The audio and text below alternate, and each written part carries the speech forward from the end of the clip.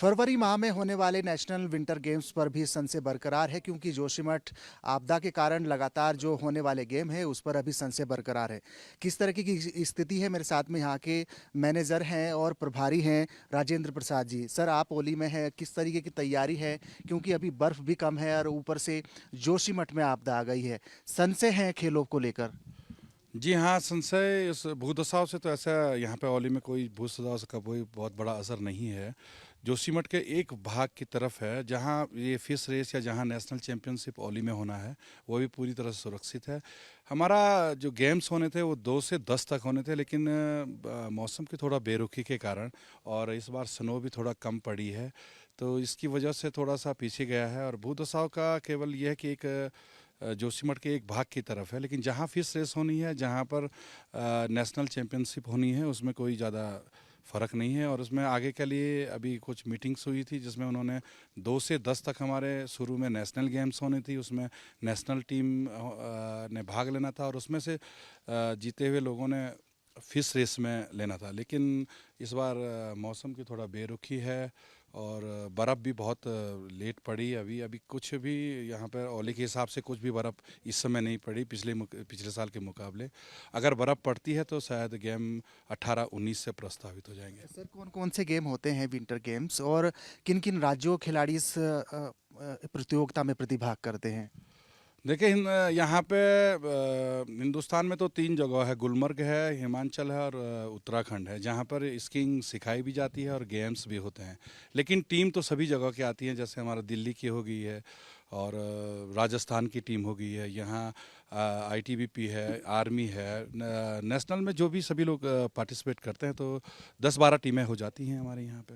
लेकिन अभी तैयारी तो अधूरी है, काफ़ी तैयारी कम है यहाँ पर। जी हाँ, बस यही है कि उसके लिए बर्फ़ चाहिए। अगर बर्फ़ अच्छी पड़ती है तो उसके बाद लगातार वो होता है और उसमें धीरे धीरे सभी चीज़ों का वो होता है। अगर फिश रेस होती है तो फिश रेस के लिए तो एक बड़ा इवेंट्स है स्कीइंग के तौर पे, तो उसके लिए ज़्यादा तैयारियां चाहिए और सबसे पहले हमें बर्फ़ चाहिए। अगर बर्फ़ आती है तो 19 तारीख के बाद कोई भी डेट में हमारा गेम्स शुरू हो जाएगा, जिसके सभी को वो दिया जाएगा। अच्छा राजेंद्र जी, एक जब हम जोशीमठ से ओली की रास्ते पा रहे थे तो कहीं ऐसे पैच थे वहाँ पर भी भूदसाव जैसी और दरारें जैसी स्थिति बनी हुई है, उस वजह से भी गेम प्रभावित हो रहे हैं क्योंकि सरकार पहले ही भूदसाव को प्राथमिकता दे रही है, गेम पर संशय भी बरकरार है? जी हाँ, है, बिल्कुल है। जहाँ से आप जोशीमठ से चल रहे हैं, जोशीमठ से औली आने के लिए 14 किलोमीटर का रास्ता पड़ता है और 14 किलोमीटर का जो रास्ता पड़ता है, उस रास्ते का जो सुनील वाला जो आप पार्ट देखें तो वही भूदसाव में सुनील से लेकर और मारवाड़ी तक एक गया हुआ है। तो वो उसमें 2-3 जो बार आप रोड से घूमते हुए उसमें आते होंगे, तो हाँ बिल्कुल वहाँ पे भूदसाव है और उन्हीं के आसपास के मकान भी धंसे हैं।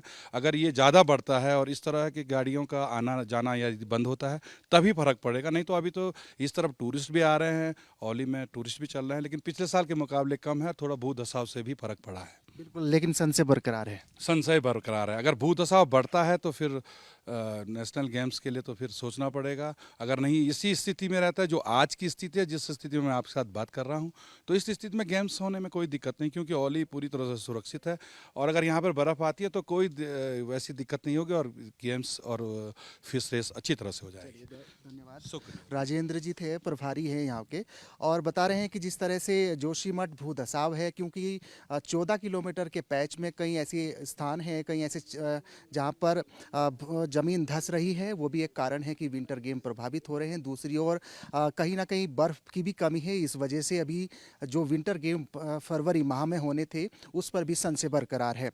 अपने सहयोगी कैमरा पर्सन निशान चौहान के साथ विनोद कुमार, एबीपी गंगा, ओली जोशीमठ।